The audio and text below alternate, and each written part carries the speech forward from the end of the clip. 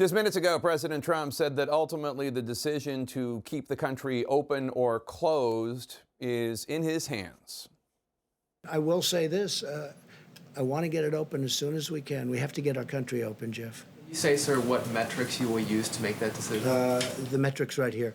That's my metrics. That's all I can do. I can listen to 35 people. At the end, I've got to make a decision. It's the biggest decision I've ever had to make. I want to bring in CNN's Caitlin Collins. And Caitlin, President Trump was asked specifically about this theoretical May 1st reopening date and if that's realistic right now. What did he have to say? Yeah, the president seemed to say that, yes, he does want the economy open. He says he's going to make decisions based on his health advisors there that were in the room with him, Dr. Birx and Dr. Fauci, and that he doesn't want to open up the country before it's safe to do so. But, Jake, the president is dealing with two different factions here, and he's not really giving any indication of what metrics specifically he's going to be using to make that decision based on how many people can be tested, how many tests are being administered a week, what the attack rate is in certain areas. Instead, he just basically said he is going to be the one making the ultimate decision here. And of course, we know this comes as there are many discussions underway inside the White House right now, including with the president about reopening the U.S. economy starting next month. And Jake, they're even talking specifically about May 1st.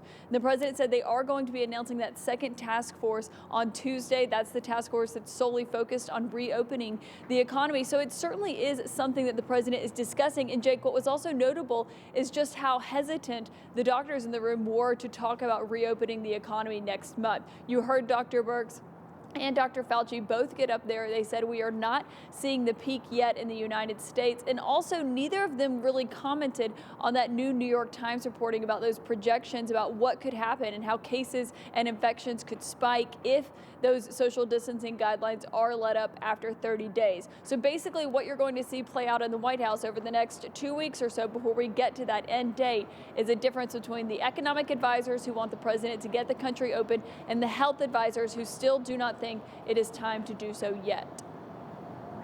And Caitlin, President Trump was also asked about how some of his allies and supporters have been attacking Dr. Fauci and whether or not they were wrong to do so, and the president refusing to answer that directly, praising Fauci, but not condemning these wild accusations coming from the far right.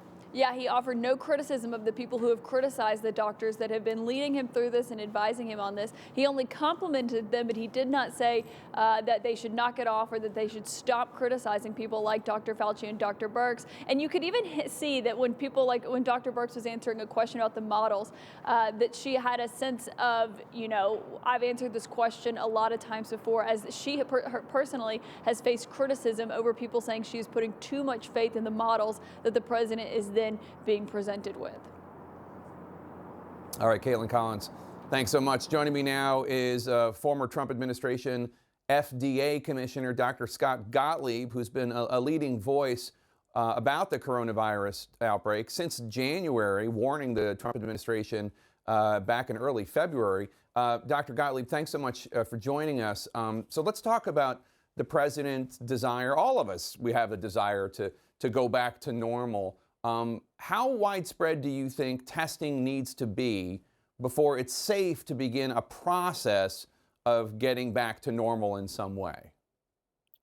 Well, look, I think the bottom line is we're not going to have the testing in place that's optimal in terms of where you want to be when you start returning people into closed spaces, returning people to work. So that's just the reality. Hopefully, the fact that we're heading into the summer and the summer should be somewhat of a backstop against transmission of this virus as we head into June, July, and August.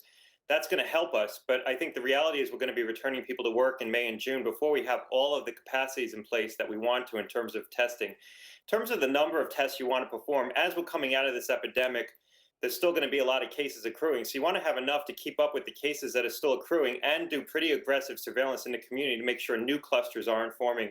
So we're talking about the capacity to do millions of tests a week, probably several million.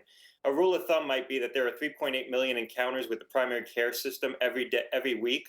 You might want to test that level of people. You might want to test upwards of 3.8 million people every week, people who are presenting to the healthcare system for whatever reason, just swab them for coronavirus for a time being to try to detect outbreaks while they're still small.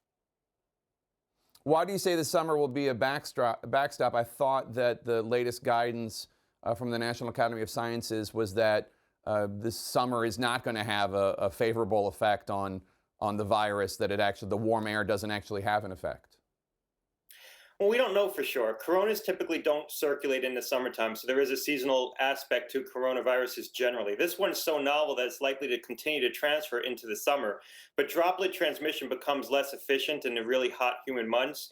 And also, epidemiology of spread changes because people are outside more, they're not inside. So you do get different spread of viruses in the summer, and typically what spreads in the summertime are enteric viruses and not necessarily viruses like this that are respiratory viruses.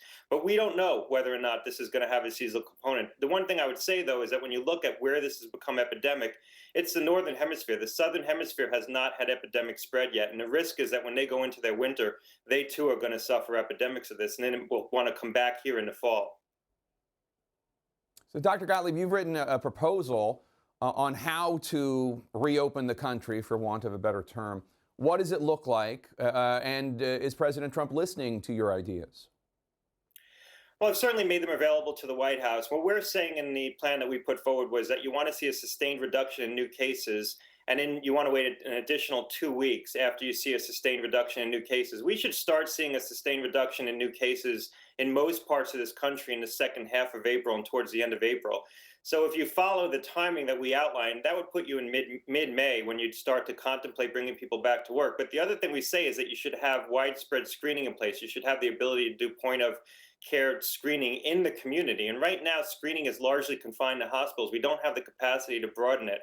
So we do need to continue to ramp up screening. I think that's going to be the big variable. I think we're going to be taking a step towards reopening aspects of the economy before we have the optimal level of screening in place. And that's the risk that we're going to take.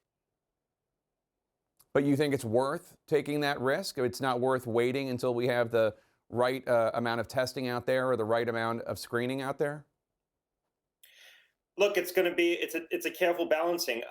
As a public health official, I'd like to have the optimal screening in place. I'd like to have the hospitals have residual capacity. I'd like to, exercise more caution. But we also need to recognize, quite frankly, that there are public health implications to what we're doing here as well. The longer we keep the country closed, there's a lot of morbidity and mortality that's accruing because of that. People who aren't presenting for prenatal care, aren't presenting with mild strokes or mild heart attacks, or staying at home. There's going to be deaths and disease as a result of the fact that we've engaged in what we've done. So it's a careful balancing.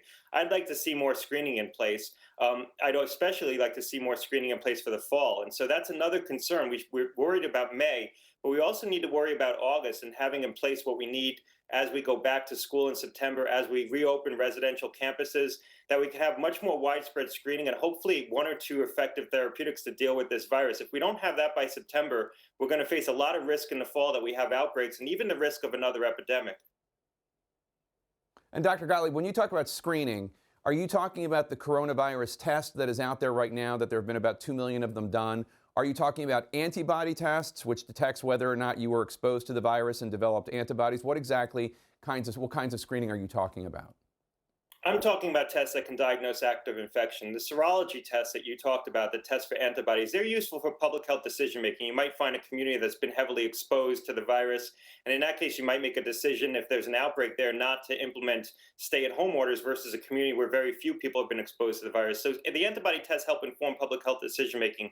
But when we do those tests on a mass scale, they're called serology tests. When we test the population broadly to see who's been exposed to this and developed antibodies, I think we're going to find it's a very small percentage, anywhere from 1 to 5% of the total population. Now, there's pockets where it could be higher. Let's say Queens, New York, there's probably a higher percentage, but it's going to be low overall. And even when you look at professionals who've been exposed to this virus, TSA workers, people who work on checkout lines in grocery stores, healthcare workers, people who touch a lot of people as part of their job, even there, I think you're going to find that the level of exposure is probably about 10%. It's not going to be very high. So there's not this mass population of people who now are immune to this virus and can return to work safely. It's a rather small percent. Dr. Scott Gottlieb, thank you so much for your expertise. Really appreciate it. Hope you'll come back soon.